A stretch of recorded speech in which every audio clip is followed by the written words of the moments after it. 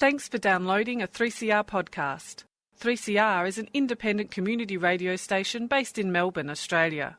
We need your financial support to keep going. Go to www.3cr.org.au for more information and to donate online. Now stay tuned for your 3CR podcast.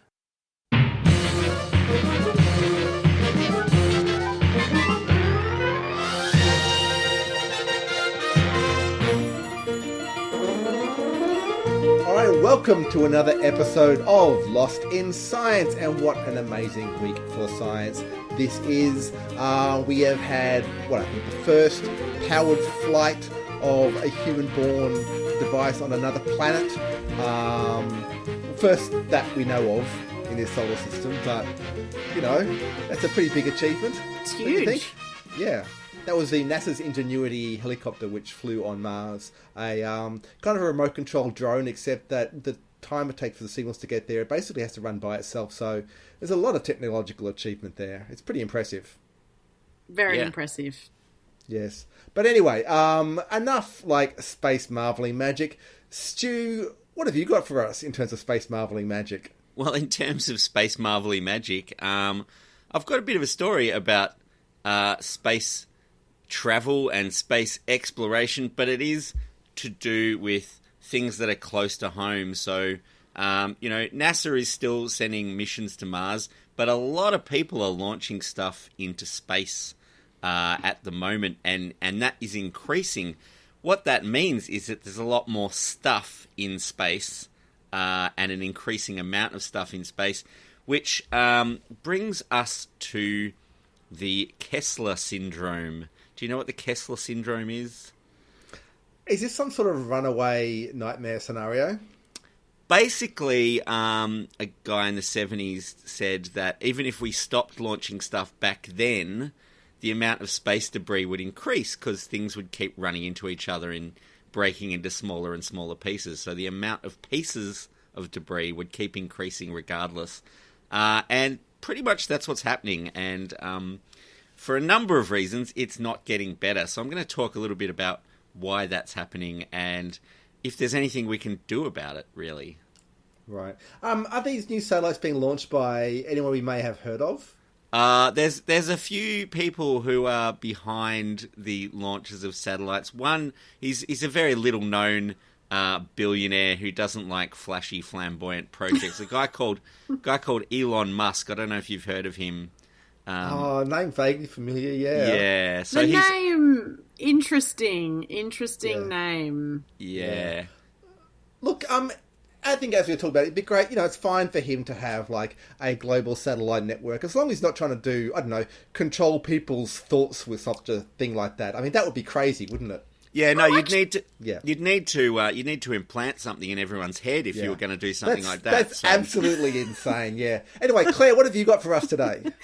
Well, actually, that name did ring a bell, Elon Musk. He is up to, exactly what you were describing. Elon Musk has, he's the neurotechnology arm of his empire, also called Neuralink, has just announced that they have created a brain-machine interface with a monkey, where a monkey has something embedded in its brain, has a neural device embedded in its brain, and can play a game with just thinking about it, can actually play it. So, yeah, I mean, it's a big week on Lost in Science, looking at supervillain / world's richest man, Elon Musk, and the technological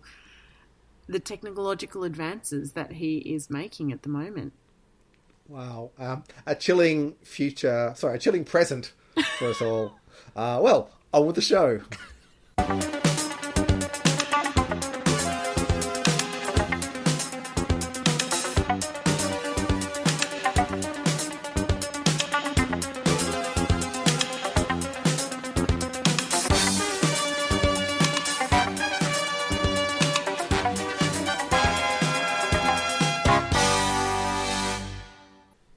So, Chris, Stu, have you ever felt a little lazy on the couch?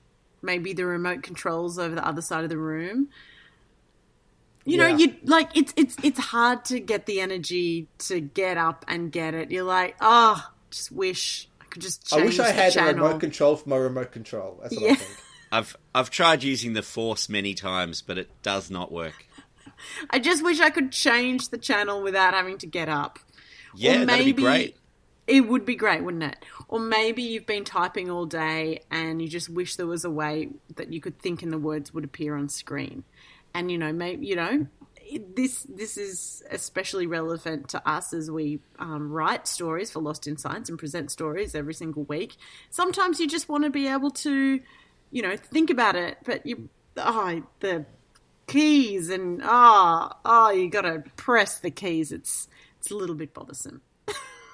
Hey, it beats chiseling your thoughts into stone tablets, but we've come a long way. We have come a long way. I am being a little bit tongue-in-cheek, but anyway, I realise that, you know, changing your thoughts or manipulating things with your thoughts, it sounds like some sort of, you know, Harry Potter magic. But in the last week, the world has got a little bit closer to being able to figure out how this can be done.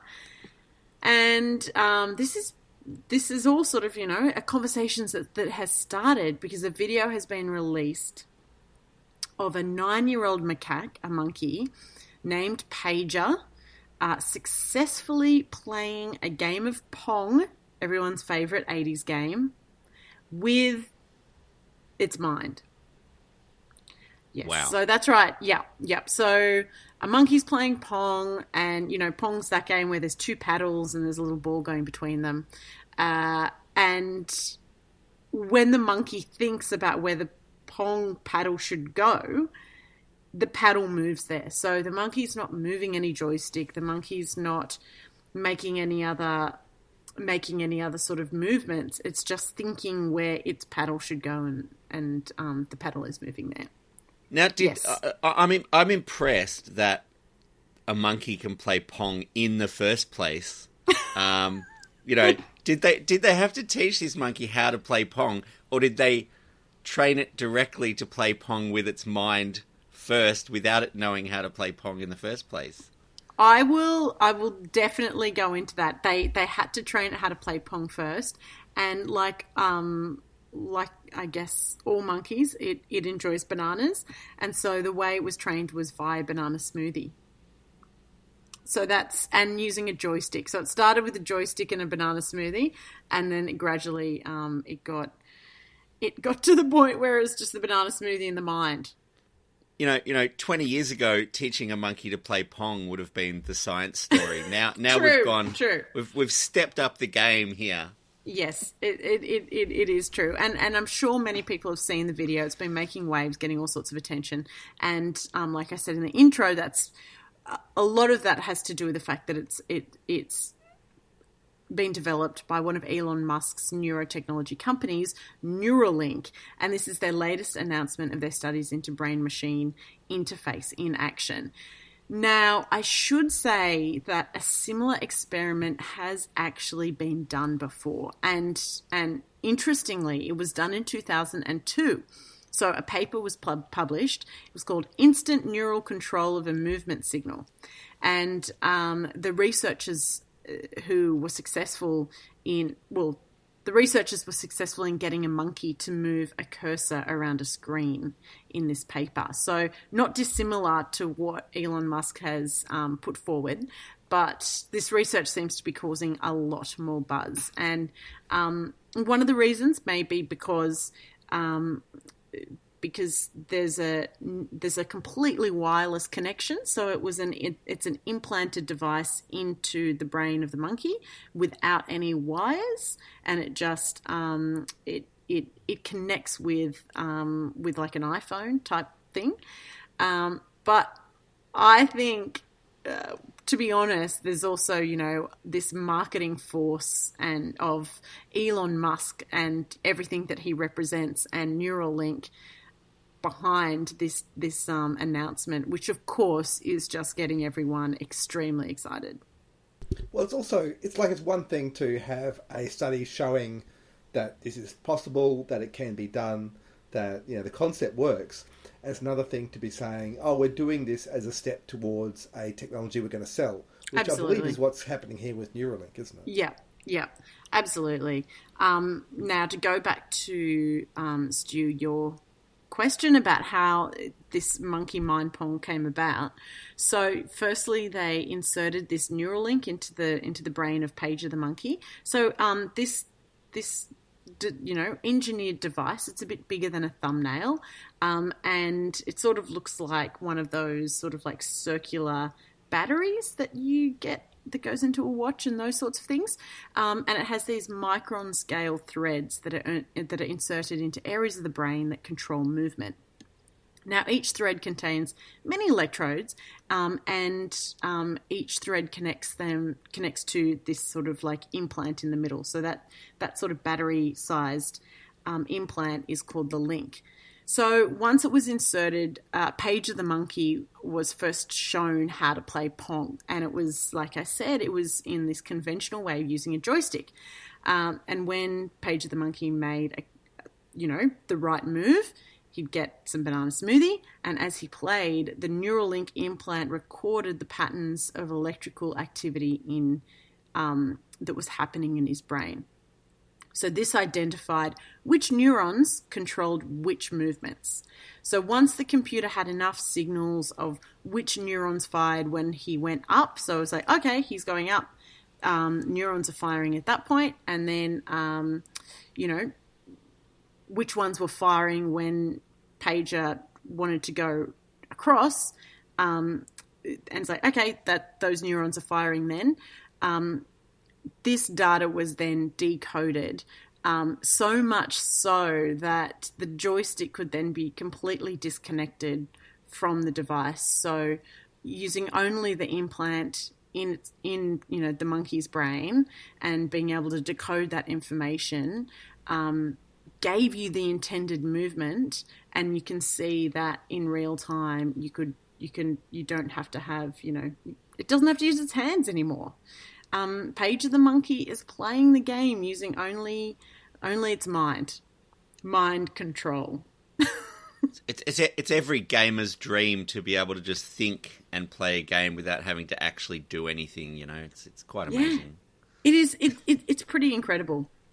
Now, according to Neuralink, the goal of this technology, as you say, Chris, it has a very specific goal and a very specific marketing outcome, is to help a person with paralysis or brain injury to use a computer or phone with their brain activity alone, giving people the incredibly liberating feeling of being able to do things by themselves, which would be amazing. And now, going back to, I guess, how the monkey Pager was sort of trained to be able to identify, what movement neurons were sort of firing in its brain.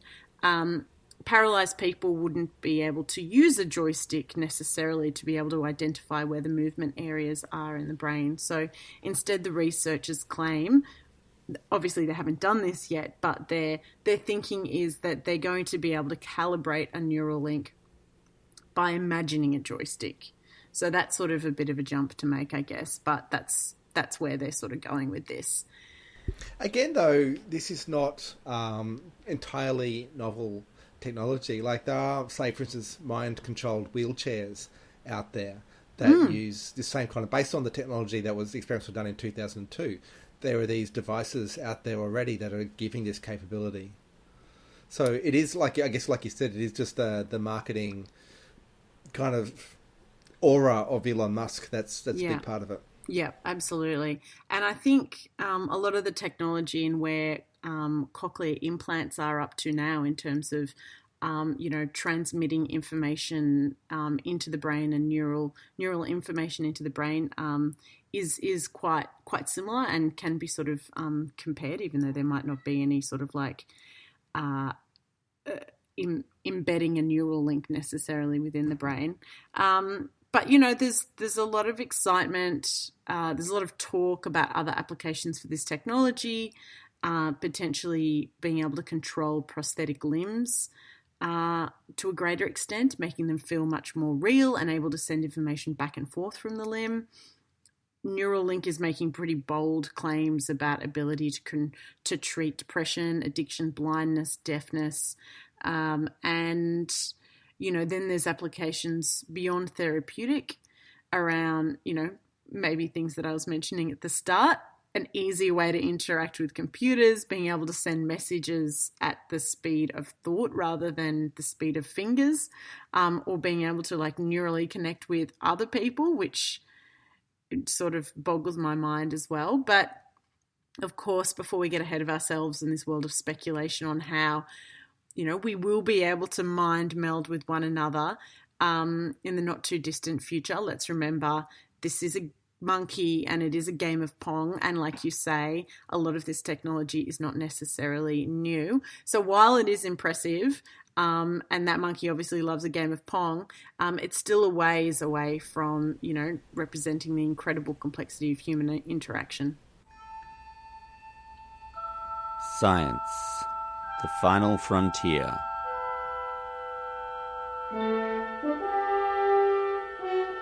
These are the voyages of Lost in Science, our ongoing mission to explain strange new words, to seek out new science and new explanations, to boldly go where no radio has gone before.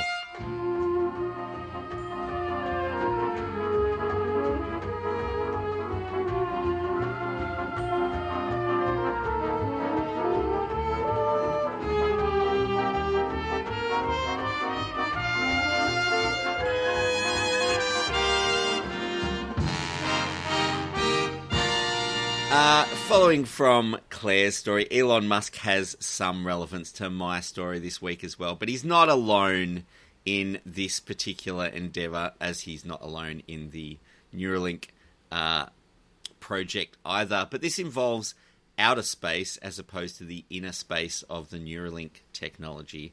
Now, apparently, astronomers are getting a bit tired of calls about unusual strings of lights in the night sky, not only in Australia but around the world. And photographers are also getting annoyed about these new bright spots. Basically, they know what they are. These strings of lights, which are visible over much of the east coast of Australia, are part of an Elon Musk project called Starlink, which is aiming to provide high-speed internet to remote areas without ground-level infrastructure. So no phone towers. This is all direct to the satellite.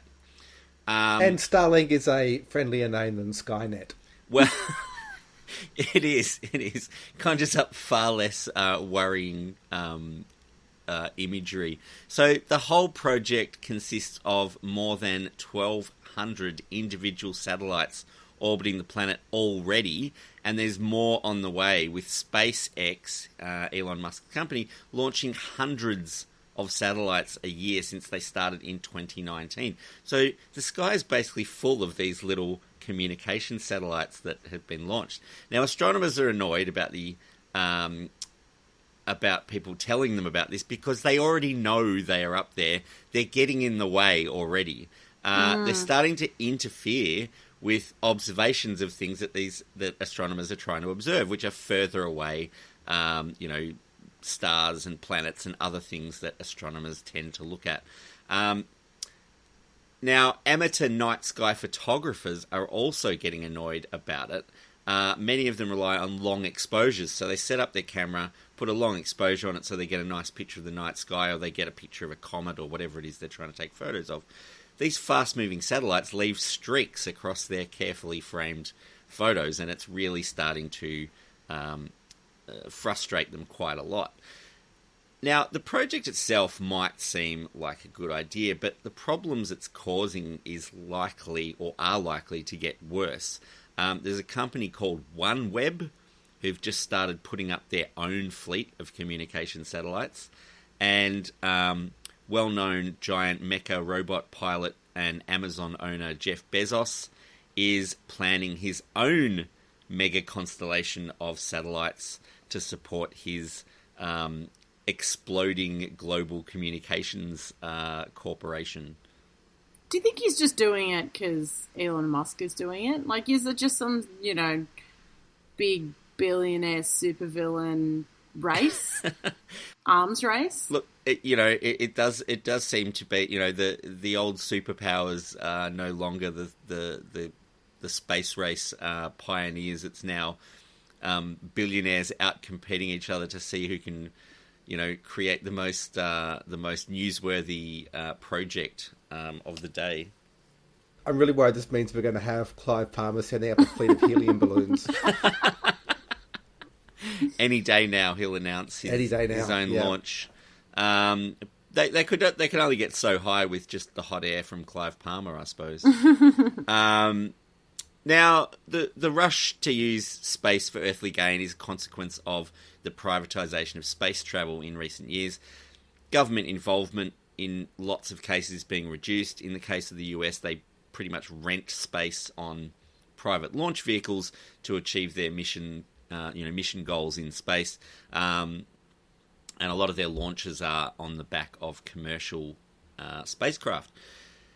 Now, the drive to commercial gain is also a driver of innovation, so multiple companies are looking to capitalise on this neo-space race in various ways, but there's some obvious problems which are becoming apparent. It's already a problem. The more objects get launched into orbit, the more likely they are to lose tiny pieces or even fail completely. There's got to be a failure rate of, satellites that stop working, stop functioning, stop responding. So once they start failing or losing parts of these objects, they end up increasing the amount of space junk that is in orbit around the planet. A lot of articles I've seen are talking about space junk floating around the planet. It's not floating around, it is orbiting the planet, is moving very quickly, which is what is the problem. If it was just floating and staying relatively static, it wouldn't be such an issue. But most of the things in orbit are moving very fast. They're not all moving in the same direction, which means you have very fast objects colliding all the time. And some of them are very small, some of them are not so small. So the amount of space junk is an idea that was first popularized in the 70s by a scientist from NASA called Donald Kessler, who predicted that even if launches from Earth stopped in the 70s, the debris field would continue to increase as objects kept crashing into each other and breaking into smaller and smaller pieces, which is already happening. This is called the Kessler syndrome. And basically, if it gets bad enough, it will mean that the use of those low orbit areas, the zones where satellites and things like that are in orbit, will not be usable anymore because there'll be too much stuff which will damage all the satellites and they'll stop working.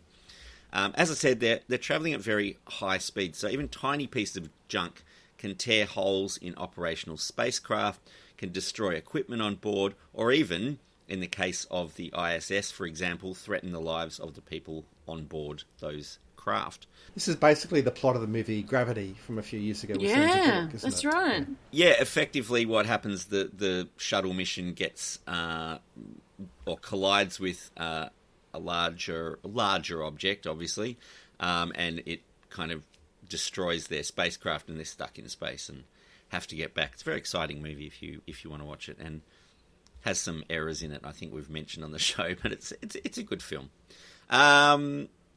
So the rapidly lowering cost of launches into space due to the private sector is likely to make the problem worse. People are going to launch more and more stuff all the time, and nobody's really got a solution to this space debris problem.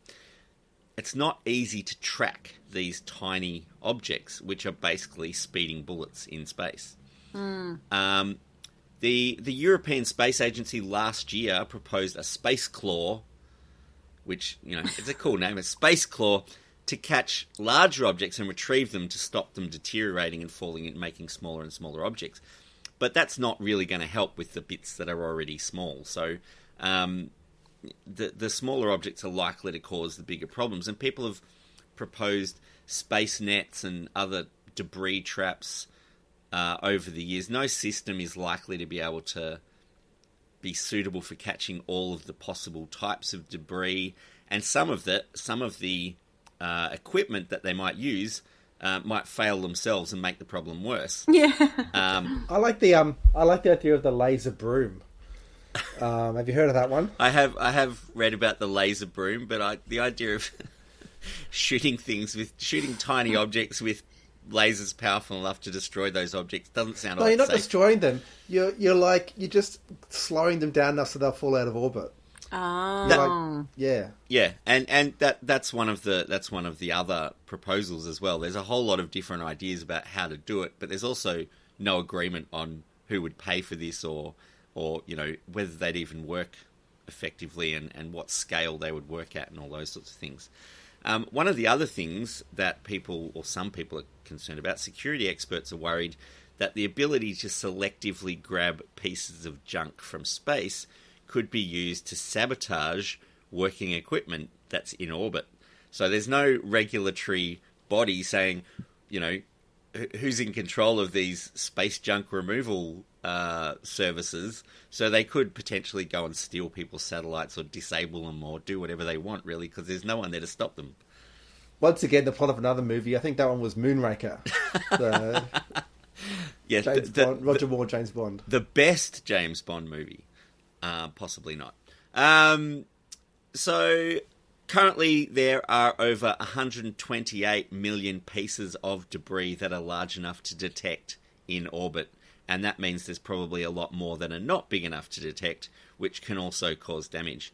That will increase, as Kessler suggested, even if launches of new objects from Earth stop completely, which is very unlikely considering how many people are trying to launch things into space.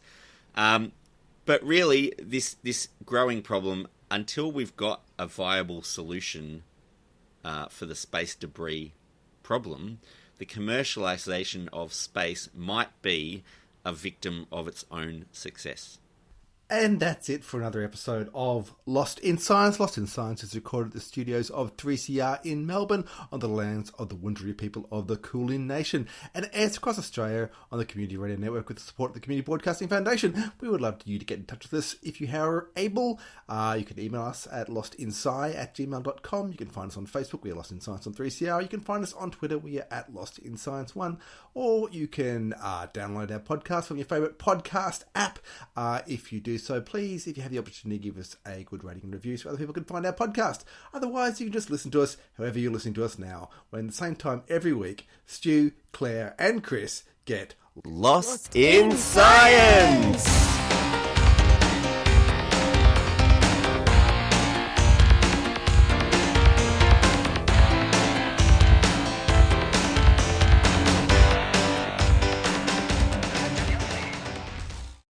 Thanks for listening to a 3CR podcast.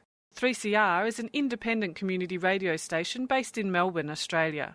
We need your financial support to keep going. Go to www.3cr.org.au for more information and to donate online.